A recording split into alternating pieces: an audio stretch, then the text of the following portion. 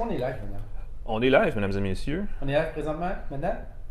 Mais est-ce qu'on est live avec le rouge ou on n'est pas live avec le rouge? Ça tourne en bas, mais notre vidéo est gelée. De toute façon, on est sur écran rouge, fait que c'est pas comme ça allait bouger dans les prochains instants. Je veux juste voir où on est live où, parce que pépin technique comme aux 2/3, c'est un drôle de pépin, tu sais. C'est comme la moitié... C'est la moitié d'un pépin.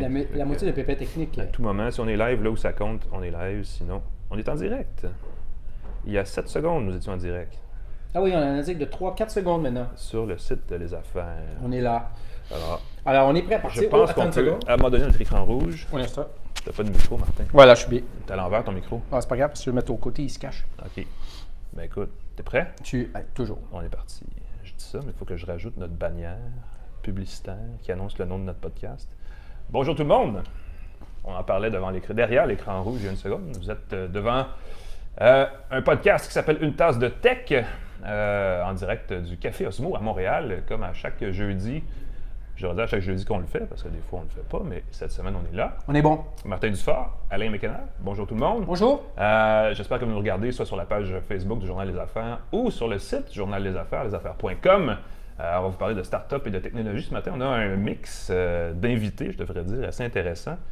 Tiens, je vais même passer en mode plein écran pour vous montrer notre invité virtuel, Alexa, à travers les nombreux appareils Echo que voilà, d'Amazon, qui ont été officiellement mis à jour la semaine dernière pour pouvoir interagir en canadien-français.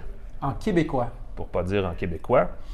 Alors, on peut lui parler de façon très québécoise, c'est-à-dire que c'est moins du français que du franglais, finalement, qui fonctionne avec elle. Comme en mode Elvis Gratton.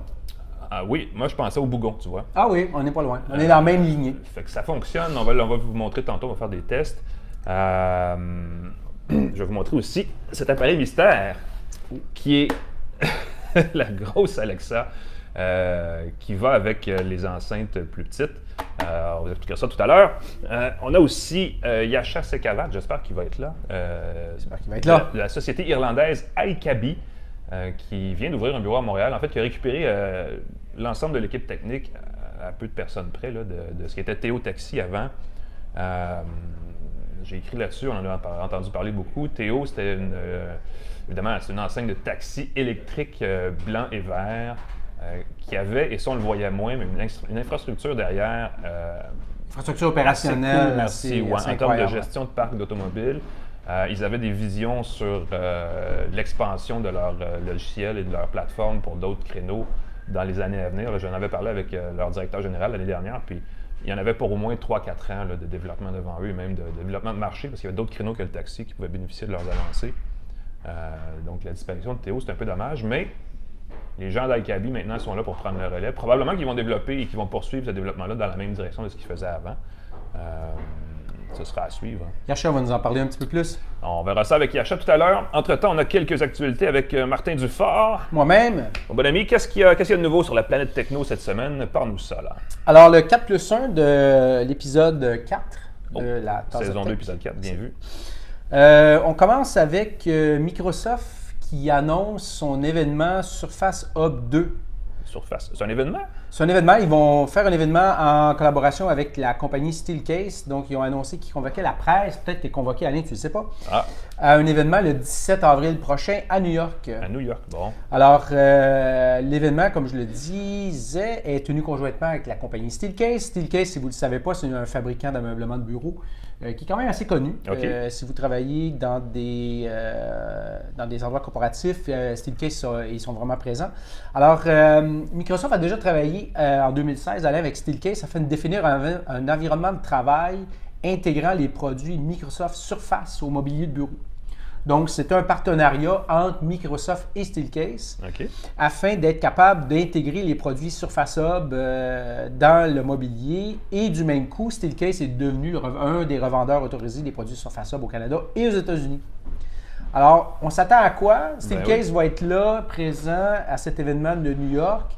Et la rumeur veut que Microsoft va présenter la Surface Hub 2S. 2S. Donc, le modèle amélioré de la Surface Hub. C'est comme la Xbox, parce que la Xbox One S, c'est la version comme simplifiée. Ouais, c'est la même chose? Je pense que c'est pas loin de là. OK. Pour le monde qui ne sait pas c'est quoi le Surface Hub et le Surface Hub 2, parce que maintenant on est rendu à la deuxième génération. C'est des écrans géants interactifs pour les salles de conférence. Les gens peuvent écrire des choses, collaborer à distance et tout. La Surface Hub 1, la première, possédait 2 modèles. Donc, quand on parle d'écran géant, le premier est un écran 1080p avec une diagonale de 55 pouces. Et le deuxième est un écran de 4K avec une diagonale de 84 pouces. Donc, le Surface Hub a été remplacé l'année passée par le Surface Hub 2, qui est un écran de 50 pouces avec une résolution de plus de 4K. Donc, l'écran peut être pivoté en mode portrait ou paysage, fonctionne avec Windows 10 et Steelcase produit déjà des supports muraux et des supports sur pied pour cet appareil-là. Moi, ce que j'ai trouvé intéressant, c'est que tu peux aussi monter 4 Surface Hub 2, donc 4 écrans de 50 pouces côte à côte et les lier pour te faire un énorme méga écran. Un énorme mur digital. Donc, on va voir le 17 avril ce que Microsoft va sortir. Ce que j'ai été capable de lire de cette nouvelle-là, c'est que maintenant, la Surface Hub 2S va avoir une cartouche processeur enfichable. Oh! Donc, pour remplacer la mécanique sans changer de télé. Tout à fait. Fait que là, Microsoft va pouvoir faire les updates de la cartouche. Tu achètes une nouvelle cartouche, tu n'as pas besoin d'acheter la grosse télé, puis tu as des nouvelles fonctions, peut-être des processeurs plus rapides, etc. Ouais. Donc, 17 avril, Alain. On n'a pas d'idée de prix, hein, parce que là où le bas blesse, comme on dit en bon français, c'est toujours que ça coûte extrêmement cher, surtout la Surface Hub. Qui est un chouette appareil, cela dit, pour la taille du bidule, la réactivité de l'écran, c'est un écran tactile aussi, est étonnante. Sérieusement, pour des appareils de même. Évidemment, le fantasme dans les technos, et j'en ai vu dans les labos de R&D, là, de HP, Microsoft, tout le monde au fil des 20 dernières années, c'est la fameuse table de salon comme ça avec un écran intégré. Donc peut-être qu'on aurait éventuellement une Surface Table, parce que ça a déjà été présenté par Microsoft. Ça a déjà été présenté, oui. Parce que la surface tactile de l'écran du Hub et du Hub 2 est quand même assez intéressante de ce point de vue-là. Évidemment, ça se graphine facilement, il faut faire attention à ces choses-là, mais le prix... On va voir ça le 17 avril, ça, dans 3 semaines. Tu nous diras, Alain, si tu es invité. On verra. Écoute, Microsoft, c'est une grande entreprise qu'on aime suivre. Alors on va leur demander, sans aucun doute. Moins bonne nouvelle dans le monde du jeu vidéo, c'est comme un peu cyclique. Hein? Electronic Arts met du monde à pied. Tout à fait. Pas surprenant, parce qu'ils font ça souvent. Des gros chiffres quand même. 350 employés, Alain, qui ont été remerciés par Electronic Arts. C'est tous des secteurs qui sont non reliés au développement de jeux. Okay. Donc, c'est tous les secteurs du marketing, les secteurs d'analyse d'affaires. C'est vraiment les secteurs qui ont été ciblés. Le PDG d'Electronic Arts, M. Andrew Wilson, a indiqué via communiqué que, évidemment, cette coupure était nécessaire afin de redresser les challenges internes de EA et de mieux les préparer pour les nouvelles opportunités. Nouvelles opportunités.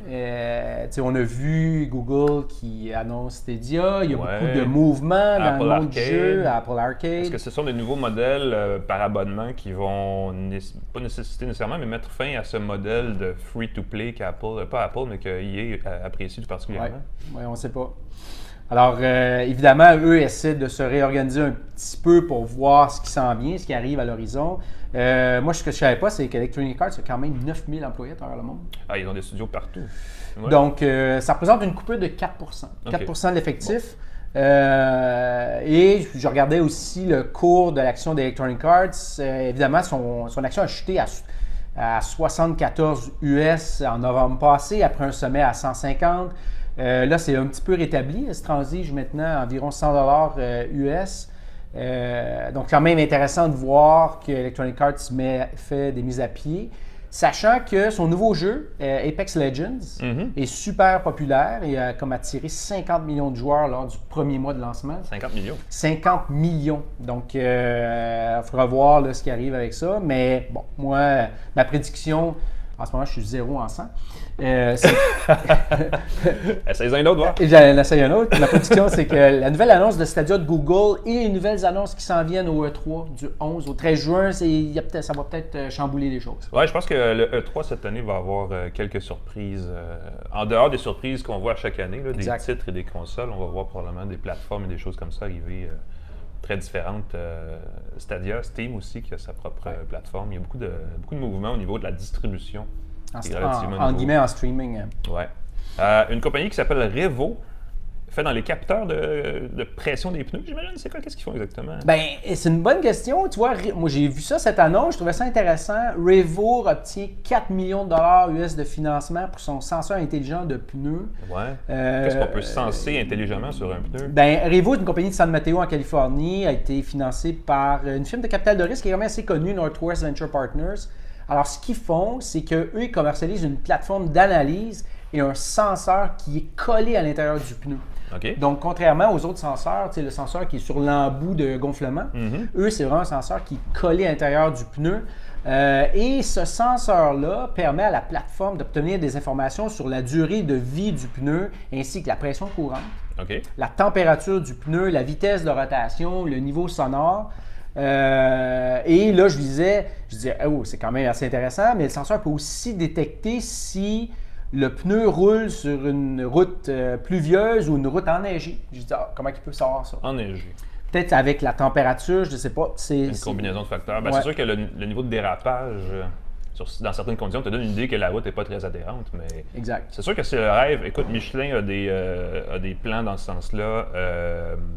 Yokohama aussi, et probablement une autre dont le nom m'échappe, Goodyear, j'imagine. Bien, justement. De faire des espèces de roues, ce qu'ils appellent des pneus intelligents. Je ne sais pas comment ils peuvent intégrer des capteurs à un pneu pour être précis à ce genre de niveau-là où tu peux savoir la météo et la condition et tout ça. Bien, tu vois, le visuel que j'avais vu, c'est qu'à l'intérieur de la carcasse du pneu, ils mettaient vraiment un capteur qui était collé à l'intérieur de la carcasse du pneu et après ça, ils montaient le pneu sur la jambe. Ça coûte cher.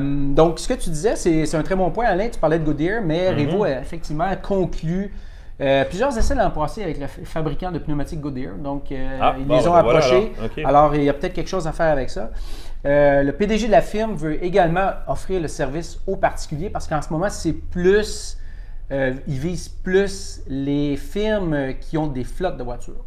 Okay. Donc, les firmes qui ont des flottes de voitures, qui achètent beaucoup de pneus puis qui veulent économiser sur les frais d'essence, parce qu'on sait que la pression des pneus est un gros facteur de consommation d'essence, et diminuer le coût de maintenance. Donc, ce nouvel investissement-là va tenter de pousser Revo plus au niveau particulier afin que des consommateurs comme nous puissent savoir, il arrive quoi de mes pneus, là, le manufacturier me dit que c'est bon 50 000 km, puis là, après 25 000 km, c'est complètement pas bon. Est-ce que je roule trop vite, je tourne trop rapidement, etc. Donc, la firme, 7 employés, va donc augmenter son équipe. 7 employés? 7 employés, puis ils viennent... Une équipe légère. Mais ils viennent quand même de lever 4,5 millions. Quand même. Donc, 7 employés vont augmenter son équipe technique, son équipe de support pour aller plus au mode consommateur. Donc, on peut dire que ça bouge dans le monde du pneu. Ça roule. Ça roule? Ah oui, c'est encore mieux. Ça roule aussi dans le monde du streaming. Si on se rappelle, tout le monde se rappelle de BitTorrent, ça existe encore en fait, il n'y a pas de doute là-dessus. BitTorrent, c'est la plateforme de partage poste à poste.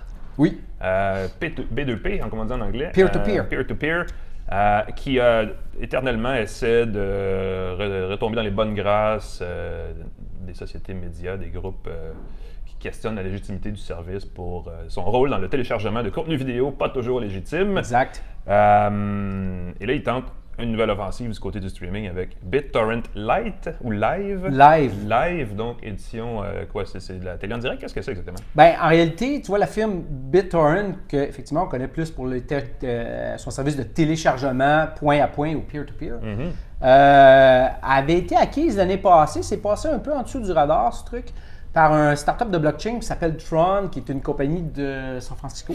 Okay.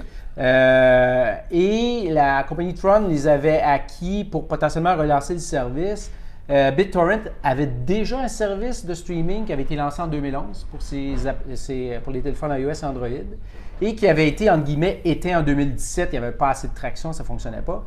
Maintenant, la compagnie Tron relance ce service-là, mais c'est relancé en mode test, donc c'est pas ouvert au grand public. Okay. Donc c'est ouvert juste à des gens qui sont invités à le tester. Ça va faire quoi? Bien, l'application qui est un peu similaire à Snapchat va permettre aux utilisateurs de créer et partager leur contenu vidéo, aussi d'être connectés avec des utilisateurs qui ont un peu les mêmes intérêts que toi. Je ne sais pas si ça va passer. L'ancienne application était différente. Elle te permettait de voir des chaînes de télé payantes et gratuites, donc Bloomberg et CBC. Donc là, ils sortent vraiment de ça. Ah oui, il y a beaucoup de demandes dans ce créneau-là, puis il y a beaucoup de gros joueurs aussi. Exact. Donc déjà présents, effectivement. Fait que l'application BitTorrent Live reprend aussi la technologie Torrent, donc il va permettre au contenu d'être stacké de façon non centralisée, donc il va pouvoir être distribué de point à point. Et le nouveau PDG, celui qui a acheté la firme, nous dit que cette application va aussi intégrer des éléments de crypto-monnaie. Donc, eux, la firme qui a acheté BitTorrent est dans le crypto-monnaie, donc il va intégrer des éléments de crypto-monnaie pour faire des achats peut-être de contenu exclusif. OK. En Bitcoin? En Bitcoin, mais eux, ils les appellent les BTT tokens, mais c'est du Bitcoin en réalité. Bitcoin et BitTorrent, ça va de pair, n'est-ce pas? Ça va être intéressant de suivre ça. Donc, ma prédiction là-dessus, moi, je dis, écoute, moi, j'ai un œil sceptique sur ce nouveau lancement parce que les anciens produits n'ont pas volé très, très haut. Ça n'a jamais décollé vraiment. En fait, ce que BitTorrent devrait devenir, c'est une plateforme en white label offerte aux diffuseurs parce que c'est ça la force du réseau. C'est que le peer-to-peer permet de décharger les serveurs centralisés. C'est une logique qui ressemble beaucoup à ce que la crypto-monnaie essaie de faire, de centraliser les opérations financières, les opérations de transactions en général. Donc, il y aurait certainement une logique là, mais pas nécessairement en service complet, peut-être juste en infrastructure pour les gens qui ont des applications, les entreprises qui ont des solutions à développer. Je suis d'accord. Mes 2 bits sous sur la question, c'était ceux-là, n'est-ce pas? Excellent. C'était les 4 actualités de la semaine, mais tu vois un plus 1. Toujours un plus 1. Un plus 1 qui est confortable. Qui est intelligent. Et intelligent et connecté et qui prend la forme d'un matelas finalement. Et qui est connecté avec Alexa. En plus. Oui. Le pod. Exact. Parle-nous-en donc un peu. C'est quoi le pod? Donc, la compagnie américaine 8 Sleep, donc mon plus 1 de la semaine, la compagnie américaine 8 Sleep vient de mettre en marché un matelas intelligent au bas coût de 2200 $ US pour le format Queen. Intelligent et coûteux un peu. Exact. Quand même, Exact.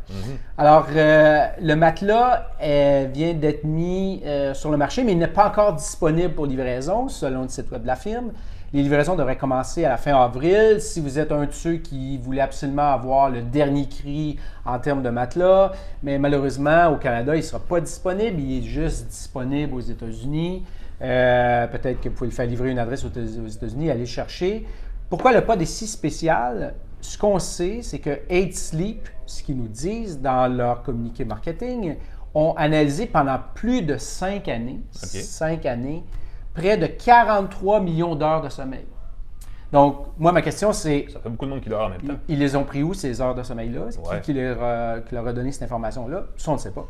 Et ils nous ont dit que, basé sur cette analyse, ils ont détecté que les conditions affectant la qualité du sommeil, la première condition, c'était la température. Donc, la température du corps et la température du matelas et tout. Ah bon? Alors, le pod va permettre d'ajuster la température du matelas de façon indépendante pour chacun des côtés. OK. Donc, tu as un lit queen, ta blonde est à gauche ou à droite, toi, tu veux que ça soit plus chaud, elle veut que ça soit plus froid, etc. Ça va sauver des couples. Hein? Ça va sauver des couples. Je suis pas mal certain. Et permet d'ajuster la température variant de 12 Celsius jusqu'à 45 Celsius. On gèle, mais la couverte chauffante. 12 Celsius, c'est pas chaud pour dormir. 12 Celsius, c'est pas chaud. On s'entend. Alors, le matelas possède ce qu'ils appellent la technologie Active Grid, qui est contrôlée par un téléphone intelligent, évidemment. Il permet de varier la température du matelas, mais également les différents points de fermeté du matelas. Oh, on dirait que c'est pas assez ferme ici, je vais mettre un peu plus ferme, un peu moins ferme. Compliqué, ça? Oui. Ça doit pas être ferme égal. Peut-être. L'autre truc que j'ai trouvé très intéressant, c'est qu'il y a aussi un élément d'alarme intégré ou de réveil le matin, mais c'est une fonctionnalité qui permet de réveiller sans bruit et aucune vibration. Est-ce que ça réveille chacun des côtés séparément? Tout à fait. Ah, ça c'est bien. Alors, le pod va automatiquement baisser la température du matelas, à moins qu'il soit déjà à 12. Ah, c'est là que ça va à 12 pour te réveiller. Exact. Et quand tu grelottes, il faut que tu te lèves. Et là, quand ça devient un peu inconfortable, tu te réveilles, me semble qu'on gèle. Et là, tu te réveilles et voilà. Oui, c'est ça. C'est l'heure de se lever. Et voilà. Et c'est connecté avec l'appareil. Si vous avez un appareil Echo d'Amazon, vous pouvez dire « Alexa, s'il te plaît, monte la température du matelas. Je m'en viens dormir, je ne veux pas geler. » En fait, en canadien français, tu dis « Alexa, j'ai frette. » Ouais. Ben, bon, on prend Monte faire la le test. température de mon matelas. On prend faire le test. Ouais. Alors, Aidslie possède une garantie de satisfaction. Il permet l'essai du matelas pendant 100 jours. Donc, vous pouvez l'acheter, essayer pendant 100 jours. Si vous n'êtes pas satisfait, vous le dites, mais vous ne retournez pas le matelas. Vous retournez juste la boîte de contrôle. L'électronique, genre, ouais. L'électronique. Le matelas, ils disent, nous, on ne le reprend pas parce qu'on ne fait pas...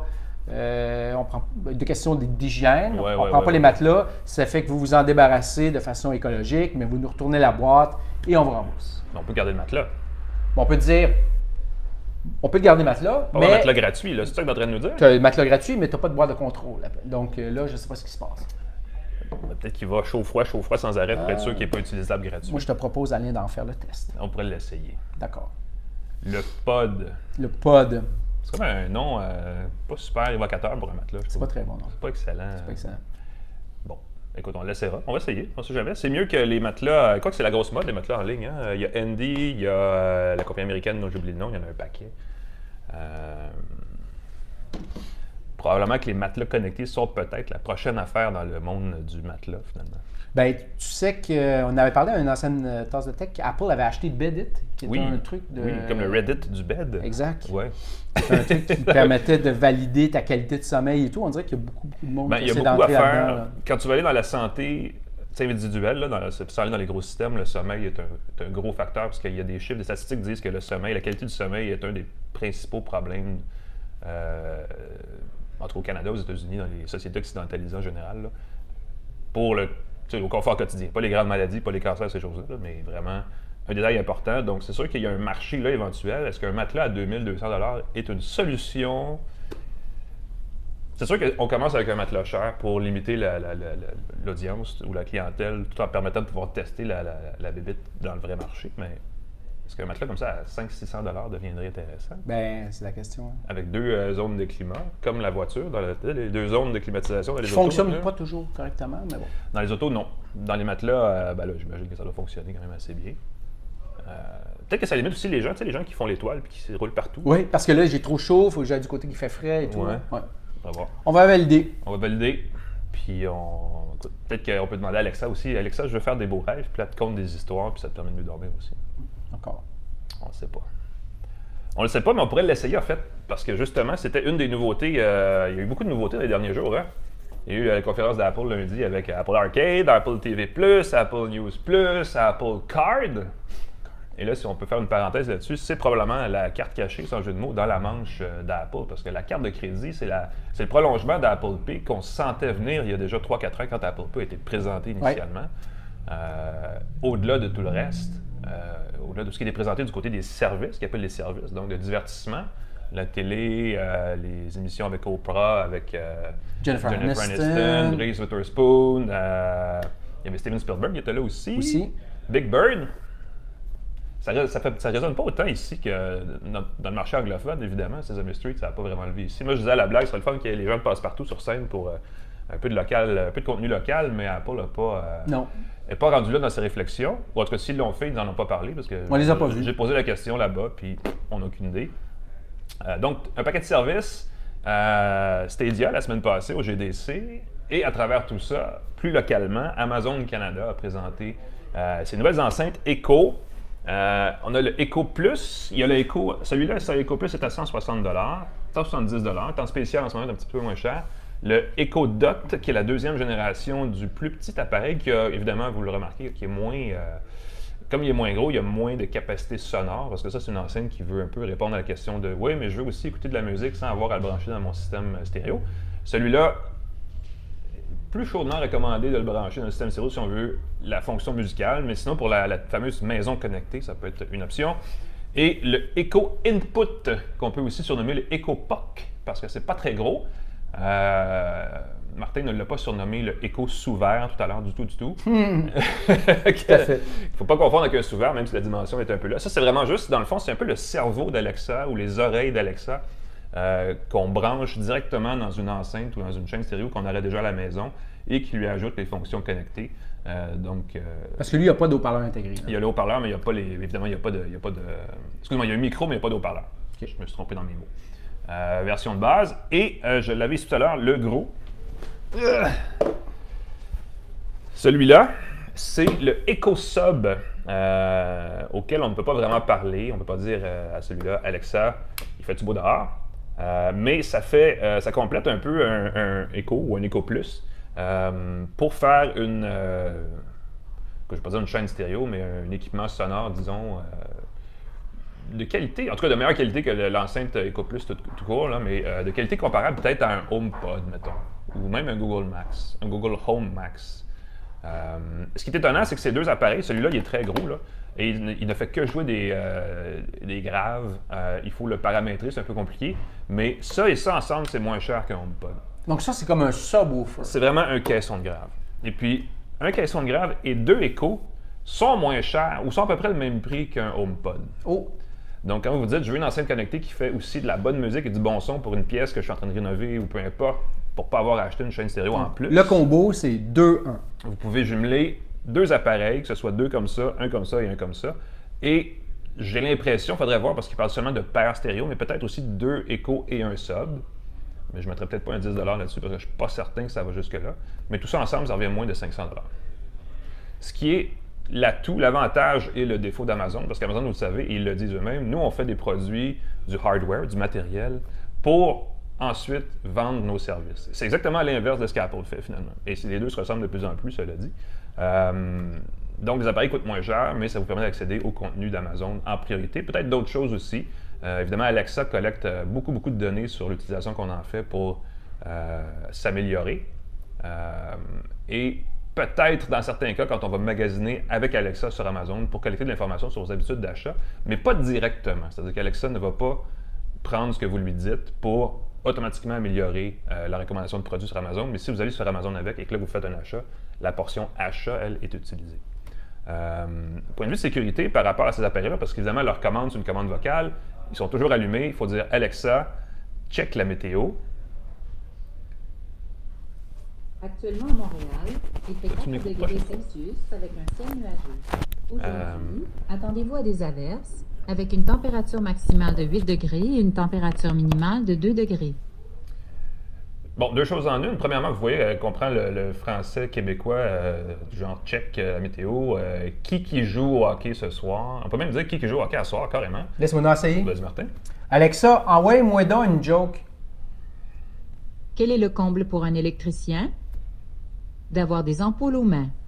Poudoum-tch. Et voilà. Toi, Google Home va faire un poudoum-tch en plus de sa blague. Et des rires en boîte, comme on dit, pour ajouter à l'ambiance. Mais bref, bon, vous voyez que ça a été localisé, comme on dit, ça a été vraiment francisé de belle façon. Donc, l'enceinte, c'est ça, le micro est toujours allumé. Et puis, j'ai demandé à Amazon Canada, quand ils l'ont présenté... Au niveau de la sécurité, au niveau de la sécurité, la vie privée. Si vous avez un écho comme ça, vous le mettez dans votre salle de conférence au travail et vous tenez une conférence, une rencontre des actionnaires, vous parlez de secrets de compagnie que vous ne voulez pas qu'ils soient éventuellement repris ou que ce soit, est-ce qu'on peut garantir que ce qui se passe dans la salle de conférence reste dans la salle de conférence? En principe, oui. Mais en pratique, on dit, vous pouvez toujours appuyer sur le petit bouton ici qui fait office de sordine, qui bloque de façon électrique là, les micros sur l'appareil parce qu'on ne veut pas que les serveurs nécessairement captent l'information. Il y a beaucoup de traitements locaux faits sur ces appareils-là, mais il peut s'échapper de l'information sans que ce soit nécessairement là, volontaire là, au niveau des serveurs. Donc, si vous voulez que tout reste très confidentiel, il faut bloquer le micro. Ça ne soulève pas nécessairement une question par rapport à Amazon, tellement que par rapport à tous les appareils comme ça qui ont tous un mode, et pas juste les enceintes, votre téléphone, votre iPhone, les téléphones Android ont tous un mode sonore activé pour les commandes vocales, Siri, l'assistant Google, tout ça, même Cortana sur certains PC, est là et écoute en permanence. Évidemment, les fabricants vont vous le dire, disent ce qui se passe chez vous reste chez vous, mais une fois que vous activez le micro, ça s'en va sur des serveurs. C'est anonymisé, bien sûr, mais on a vu des cas où, justement, ensuite, la police, par exemple, débarquait et prenait accès au serveur. C'est pas encore extrêmement clair, tout ça. Il n'y a pas de cadre légal qui encadre ça. Donc, ce serait peut-être une bonne occasion pour les gens qui prennent des décisions par rapport à ces choses-là de s'asseoir et de réfléchir avant qu'il soit trop tard. Et Alain, je te laisse conclure là-dessus. Je vais aller voir si notre invité est arrivé. Oui.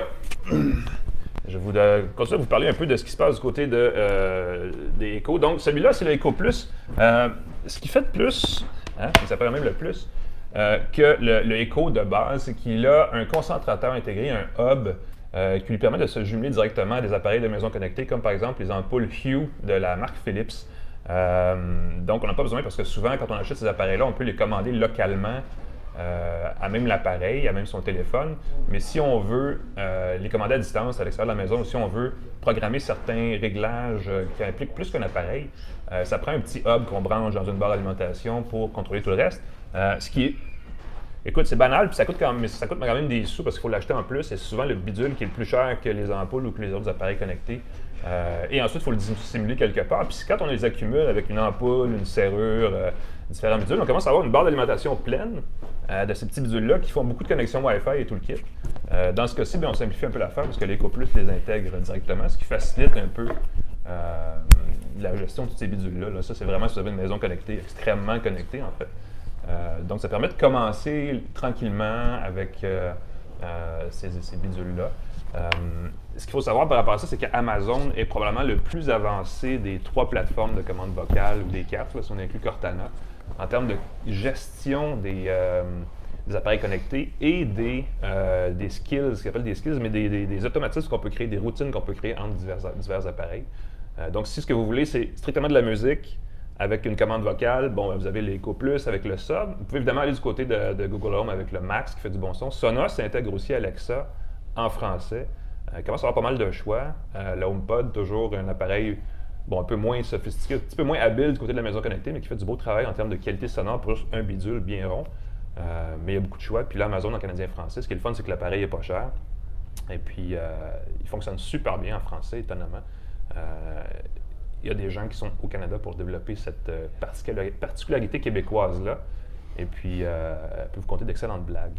Oui. Pour pas cher. Comme on a vu. Ça fait pas cher la blague. Non, tout à fait. Donc, considérez ça si vous voulez. Vous avez vu 4 nouveaux appareils, incluant le Sub. Le Sub est un peu difficile à paramétrer les premières fois. Trouver les égalisateurs pour mettre le niveau de base qu'on cherche, c'est un peu compliqué. Mais une fois qu'on a trouvé les réglages et qu'on les a installés, tout le reste va tout seul. Il n'y a pas vraiment de mise à jour à faire, tout se fait automatiquement. Donc, de ce point de vue-là, c'est assez intéressant. Évidemment, Amazon Prime est fortement conseillé pour aller avec, mais vous pouvez utiliser Spotify et d'autres services musicaux, là, les radios en ligne, tout ça, au besoin. Donc, il y a quand même une certaine ouverture, une certaine polyvalence de ce côté-là qui rend les appareils comme ceux-là assez intéressants. Là, vous voyez depuis quelques instants, parce que j'ai élargi un peu le cadre de notre champ de vision, qu'on a notre invité qui est arrivé. Yacha, bonjour, ça va bien? Salut Alain. Yacha, merci d'être ici. Salut Martin. Ça va bien? Yacha Sekara, qui était un ancien de Théo Taxi, Taxelco, en fait, qui était plus derrière la machine, à programmer toute l'interface, ou en tout cas l'infrastructure logicielle derrière. Évidemment, Théo a fermé ses portes il y a quelques semaines. On ne savait pas trop où ça s'en allait. Il restait les gens de l'équipe technique qu'on ne voyait pas et qui étaient évidemment moins dans le spotlight qu'Alexandre Taillefer ou que d'autres personnes plus en vue. Mais il y a eu des bonnes nouvelles pour vous à travers ce changement-là. Vous êtes maintenant dans une nouvelle entreprise, en tout cas pas une nouvelle entreprise, mais vous faites partie d'une entreprise qui est nouvellement installée à Montréal, qui s'appelle iCabi, qui récupère pas mal toute l'équipe technique que vous étiez alors. Pas mal tout le monde, exactement. À part 1 ou 2 personnes, tout le monde a embarqué dans l'aventure. En fait, c'est une entreprise qui a 10 ans à peu près. OK. Donc, une entreprise SaaS, dans le fond, qui fait dans le dispatch. Très fort, en fait, c'est une entreprise irlandaise.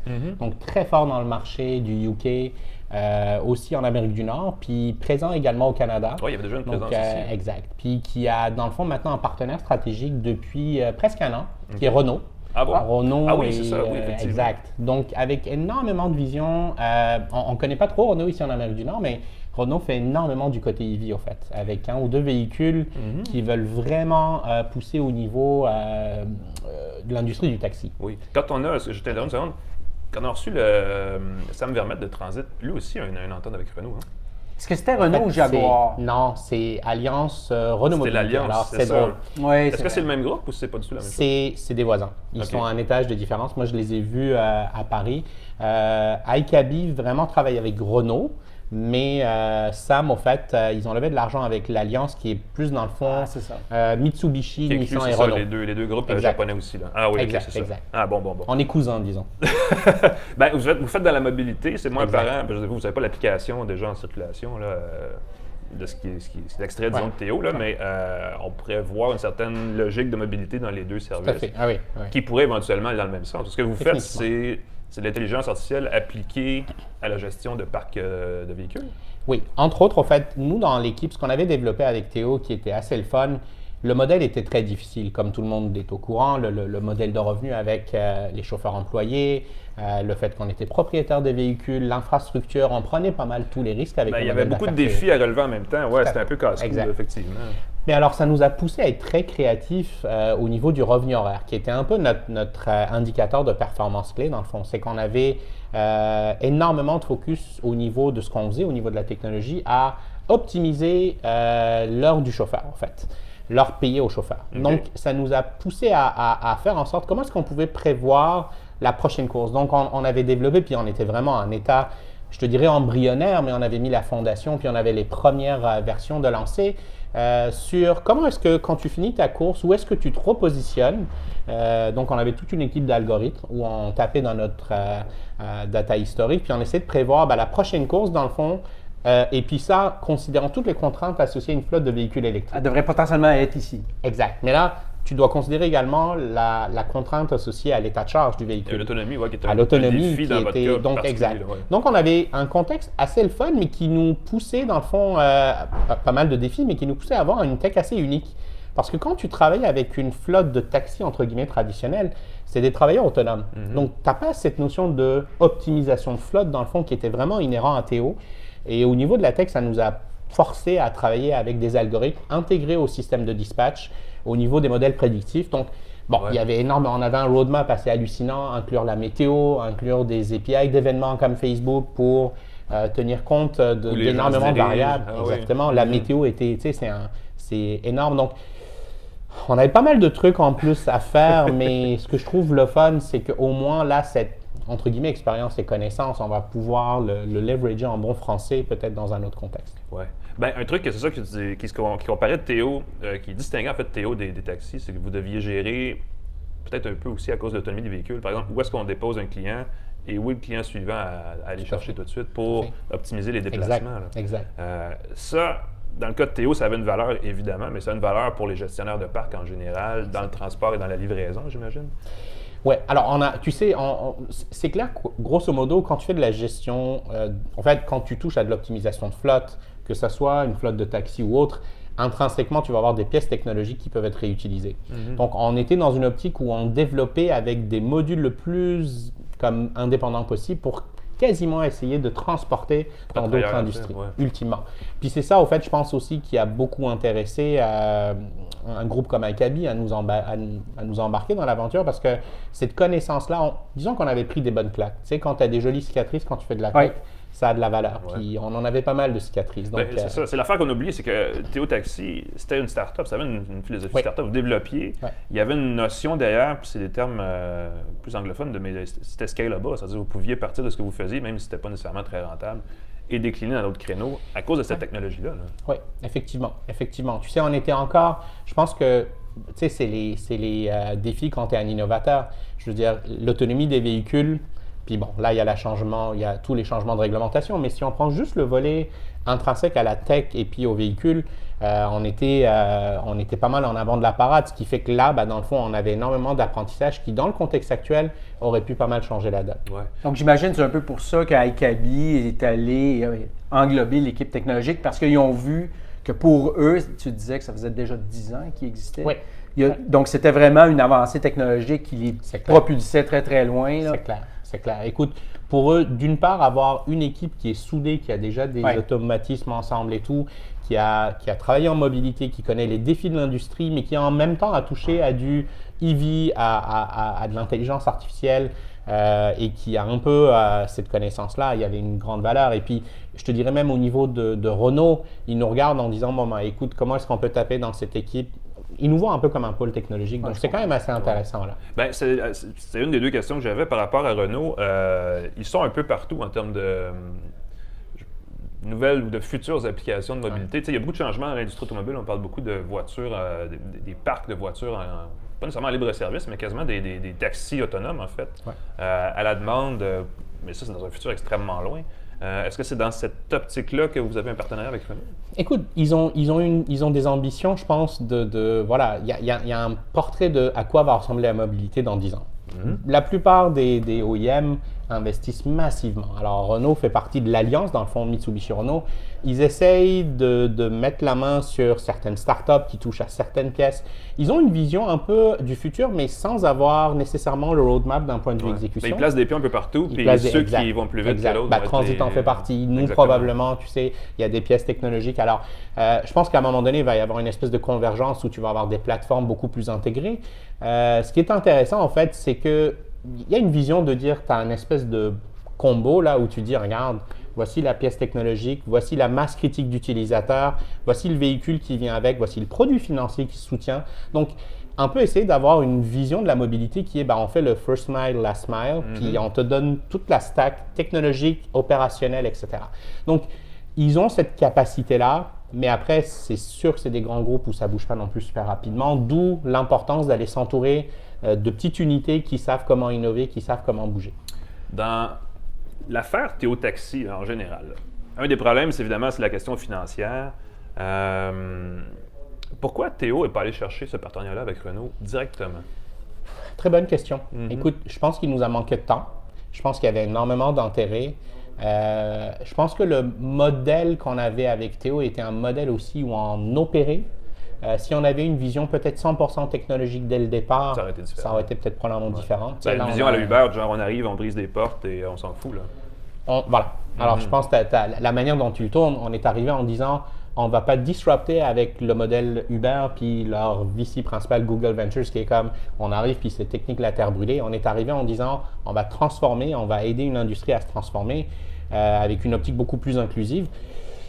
Je pense aussi qu'on allait se rendre là. Le but, c'était de craquer le code de la technologie en opérant, parce que je pense que ce qui nous différencie aussi, c'est que tu peux avoir la meilleure startup tech, mais si, dans le fond, l'apprentissage que nous, on a eu, c'est qu'on l'a opéré. Je veux dire, notre produit, le product market fit, après 3 ans, écoute, on a eu des erreurs, on a fait beaucoup de... Donc, c'est votre premier client, en fait. On était notre premier client. Donc, je pense que ça a énormément aidé à développer la bonne tech. Mais après, comment est-ce que tu isoles la tech puis tu dis on commercialise la tech? Je pense qu'on allait se rendre là. Il nous a manqué un peu de temps, mais la vision initiale développée par Alexandre Taillefer, Patrick et puis toute cette gang dans le fond qui ont lancé, l'exportation de la technologie était là dès le départ. Parce qu'initialement, je pense que c'était un peu, en guillemets, une culte de dire moi je vais prendre un Théo aujourd'hui et non pas un taxi. Un taxi sur le coin de la rue. Mais il arrivait aussi des petites frictions où tu appelais ton Théo, puis là, ça te prenait 10-15 minutes avant qu'il se pointe parce que la densité de véhicules n'était pas assez grande. Puis là, toi, il fallait absolument que tu te rendes à ton rendez-vous. Puis là, il y avait 4-5 taxis qui étaient en ligne sur le coin de la rue qui attendaient juste que tu lèves la main. Déjà là, ça, c'était les genres de défis d'opération que vous aviez. Là. Tu vois, on l'avait plus ou moins résolu il y a à peu près 6-7 mois. On avait développé l'intégration à un autre système de dispatch qui était avec Abi, où dans le fond, tu avais un plan B. Quand tu n'avais pas ton Théo, tu avais la disponibilité de Daimler Schlager. Donc, tu étais capable de commander un Daimler Schlager. Donc, on essayait, on allait dans le fond dans cette direction qui était comment est-ce qu'on arrive à augmenter l'offre pour diminuer la frustration associée au temps d'attente, etc. Intéressant.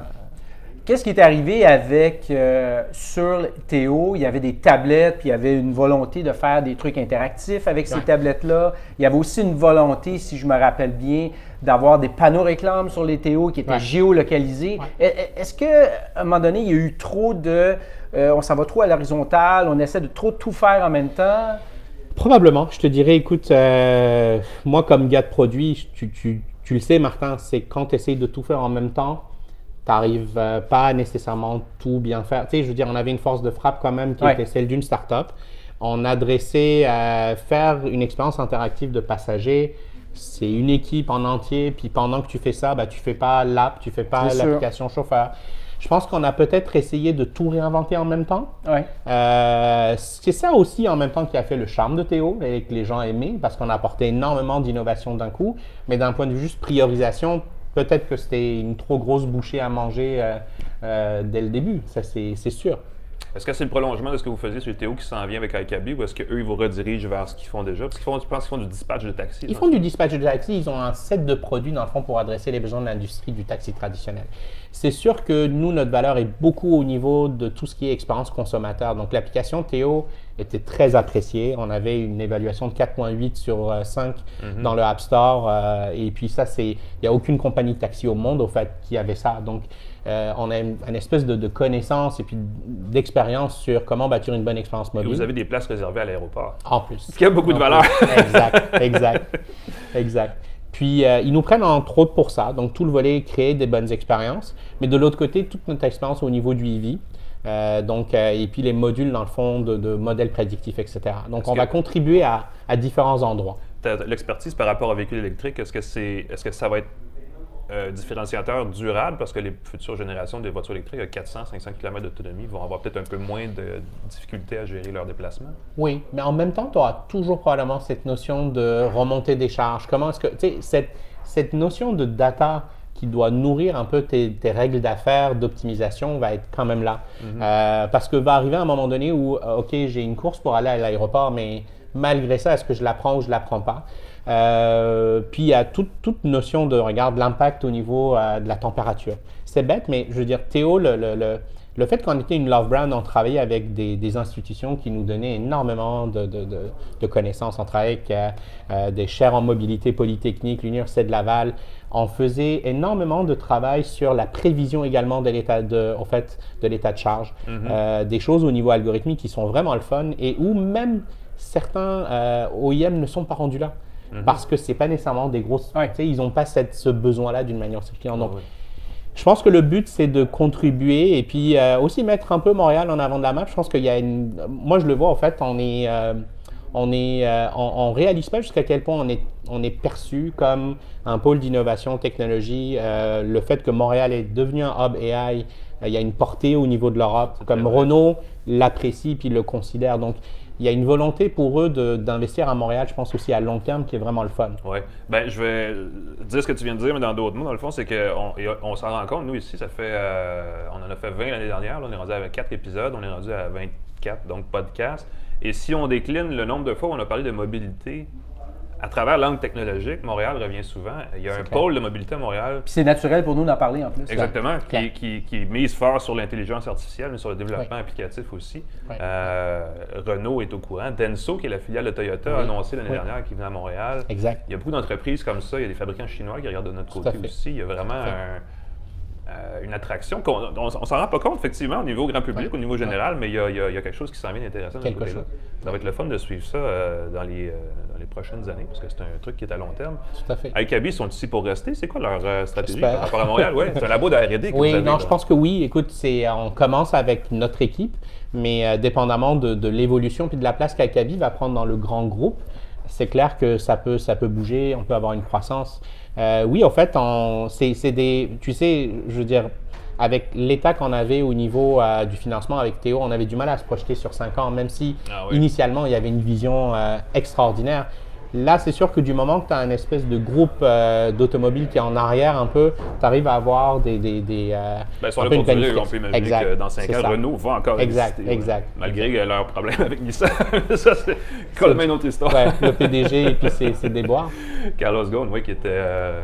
en tout cas, c'est un gestionnaire particulier, disons ça comme ça, chez Nissan, mais c'était aussi perçu comme un peu le sauveur de Renault. Tout à fait, il a fait beaucoup. Ce qui enlève rien à l'alliance, en fait, parce que là, vous êtes avec Renault, mais l'alliance Mitsubishi-Nissan est quand même aussi très forte en Asie, au Japon, et d'une certaine façon aussi en Amérique du Nord. Donc, on va suivre ça avec intérêt. Merci, Yacha, d'être passé. Super intéressant. Hey, merci vraiment intéressant. Puis, grand succès à ton équipe. Merci beaucoup. Merci tout le monde. Faites-nous signe le jour où les taxis autonomes électriques et sans conducteur arrivent. Tu nous appelles. Merci. Ben, c'est vrai, on en parlait, c'est drôle parce que c'est pas apparent comme ça, mais la mobilité, du point de vue techno, c'est toujours cette notion de téléphonie et sans fil et tout le kit, mais ça inclut aussi le transport. Puis il y a beaucoup de technologies dans le transport, en tout cas, il y a beaucoup de technologies qui peuvent venir améliorer le transport urbain ou pas. D'ailleurs, les Jeux olympiques de Tokyo l'année prochaine, en 2020, vont être probablement les premiers. Écoute, les Jeux de la mobilité, on peut dire comme ça, mais Valérie Plante serait contente, elle qui se présente comme la mairesse de la mobilité. Je ne sais pas si elle va aller aux Jeux olympiques de Tokyo, mais des navettes autonomes sans conducteur, il va en avoir aux Jeux olympiques.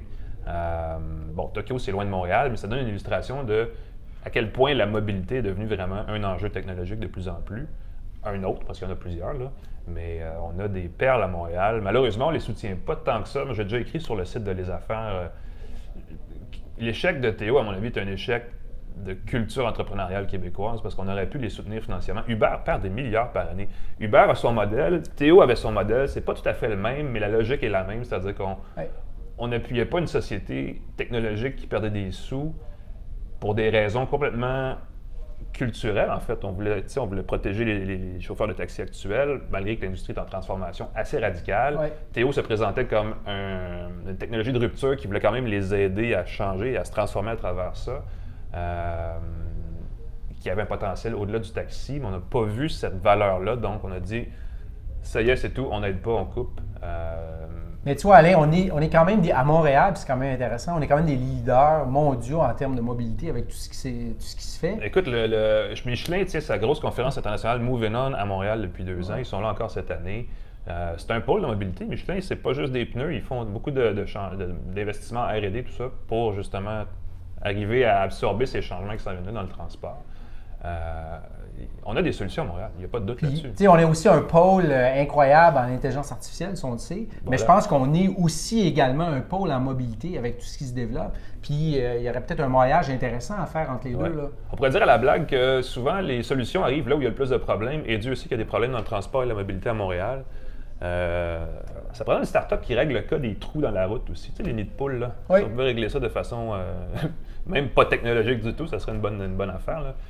Mais vous le voyez, écoute, dans ce cas-ci, ça a bien fini pour les développeurs de Théo qui sont rendus chez iCabi, mais la propriété de l'affaire passe de Montréal et s'en va en Irlande. Donc c'est un peu le bémol là-dessus. C'est un peu le bémol, oui. Mais bon, on verra bien, ça va mener où ces gens-là, qui sont plusieurs dizaines, c'est une trentaine de personnes, je pense, qui se retrouvent un emploi, c'est quand même pas rien. Tu parles des chauffeurs, là? Oui, des développeurs, en fait, de Théo. Les chauffeurs, je ne sais pas ce qui va arriver avec eux, par contre. Je sais qu'il y a des compagnies comme la compagnie française Keolis, là, qui fait dans le transport aussi, qui cherche à engager des gens, des chauffeurs, des choses comme ça. Donc, j'imagine que ces gens-là vont se retrouver un emploi sans trop de difficultés. C'est un autre enjeu que le nôtre, cela dit, mais on suivra ça de près. Puis, s'il y a quoi que ce soit, Théo, on ne sait jamais, ça pourrait revenir. Hein. Il y avait des gens qui ont manifesté leur intérêt. M. Pellado. Des grands on sait pas ce qui est arrivé avec son offre. M. Pellado, M. Boyko. Ouais. On va le savoir dans les prochaines semaines, j'ai l'impression. Je pense que les offres avaient été déposées, sont en étude. À suivre. On va essayer d'inviter M. Pellado et si jamais ou il M. arrive, Boyko. On a plus de chance avec Boyko qu'avec Pellado, ben, on s'entend, on n'est pas dans l'Empire. Hein, nous sommes sur Les Affaires, pas sur Cube, si vous voyez ce que je veux dire. C'est toi qui l'as dit. Ben, c'est vrai. C'est un fait. C'est un fait avéré. C'est un fait. Si jamais un jour on est sur Cube, là, ça va être une autre histoire complètement, ça va être bizarre un peu, mais bon, on verra bien. Cela dit... Maintenant que tu l'as dit... C'était ma blague à moi. Si vous voulez d'autres blagues, vous demanderez à Alexa. Sinon, nous, ben, c'est la fin pour nous pour cette semaine. C'est assez intéressant de parler de mobilité, de commande vocale. On était vraiment à fine pointe de la technologie, comme à chaque semaine. Toujours en direct du Café Osmo. Martin, c'est une bonne semaine. Est-ce qu'on a... Qu'est-ce qui s'en vient dans les prochaines semaines? On a-tu des coups de circuit là, qui s'en viennent? Ah, je ne pourrais pas te dire encore. Non? J'aime mieux pas trop sauter dans la piscine parce que là, en ce moment, je me refroidis très rapidement. Là. Mes prédictions sont pas très bonnes. Je pense qu'il faut parler de jeux vidéo. Je pense qu'il y a quelque chose qui s'en vient de jeux vidéo. Il va falloir faire le tour de la question. On va essayer de trouver des gens par rapport à ça. Je ne sais pas si on peut avoir Jade Raymond à notre émission. Ça serait intéressant, on va essayer. Ou l'appel est lancé. Je pense que c'est pas la première fois qu'on lance l'appel. Non, ou sinon peut-être quelqu'un de Ubisoft qui pourrait venir nous parler de comment il voit l'entrée de Google avec Stadia. On part la machine, on lance nos recherchistes qui sont très nombreux d'ailleurs sur leur cas. On vous tient au courant. De toute façon, vous pouvez revenir nous voir en rediffusion sur notre chaîne YouTube, youtube.com/une tasse de tech. Dans la section dédiée à une tasse de tech sur le site du journal Les Affaires, lesaffaires.com. On est aussi sur la page Facebook de Les Affaires. On est facilement trouvable sur Twitter, Facebook. Donc, n'hésitez pas à partager le mot. Abonnez-vous à notre chaîne. On est toujours heureux d'avoir de plus en plus d'abonnés. Merci à la Maison Lotman de nous accueillir ici, au lounge au premier, pour nous voir. Puis on se revoit, nous, la semaine prochaine pour une autre tasse de tech en direct du Café Osmo sur le journal Les Affaires. Bon jeudi tout le monde.